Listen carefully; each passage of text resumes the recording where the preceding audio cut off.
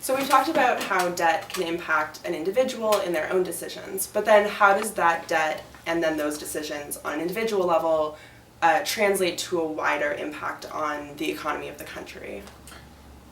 For the economy as a whole, to survive and do well, and for the economy to create jobs for people and rising incomes for people, the single most important factor is spending. And the U.S. economy is driven to a large extent by consumers. Consumers make up 70% of the spending in the entire country. And the people who have college degrees are the people making more money. And so they're going to be doing more of the spending. And the problem arises when these people now have so much debt. Instead of spending it, what are they doing?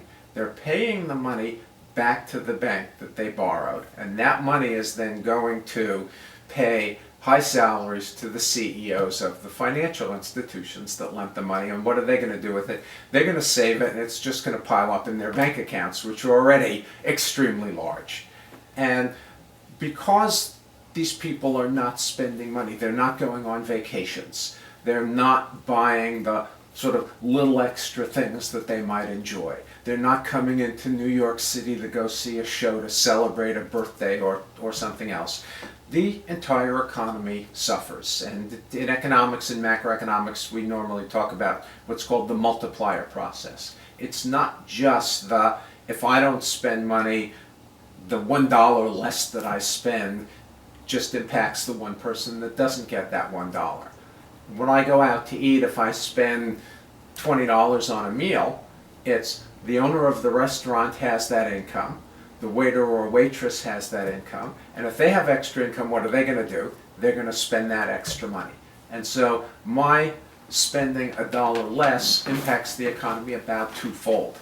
And so all of that debt, which is now cutting back spending by young people who do a whole lot of spending, because remember, you graduate from college, you don't have all of the possessions that older people have that they don't need to think about replacing. You've got to go buy yourself a car. If you get yourself an apartment, you've got to furnish it. You need pots and pans. You need to put things up on the wall. There's a whole lot of spending that takes place. If that spending is being cut back significantly due to all of this debt, it's not going to affect the individuals and their lifestyle. And their lifestyle is, I don't go on vacations, my apartment's not as nice. It also impacts the entire economy. Economic growth slows down. Jobs aren't being created. Income's not being created. Everybody suffers.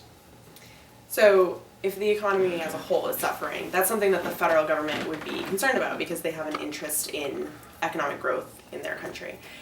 So what is the government's role in maybe mitigating this, or how have they been dealing with this growth in debt? Well, they've not really been dealing with this growth in debt at all, and the growth in debt is serious. To go back to the big macroeconomic numbers, the aggregate numbers that you talked about earlier, the most recent figures that I've seen are that total student debt is somewhere around $1.3 trillion.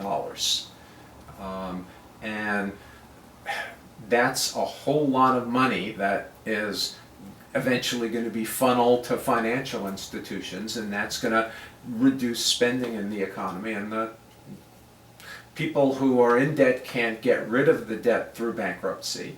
And the federal government is just sitting there doing very, very little. There are a few people out there like Elizabeth Warren who are making simple suggestions like, let's at least make the interest rates on these loans really low, like 0% or 0.1%, equal to the amount of money that you can go to the Federal Reserve and borrow money at.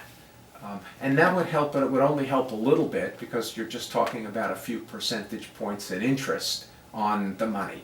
But the big problem is all of that debt that has to be repaid, the principal that has to be repaid, and nobody is talking about how to go about reducing that right now.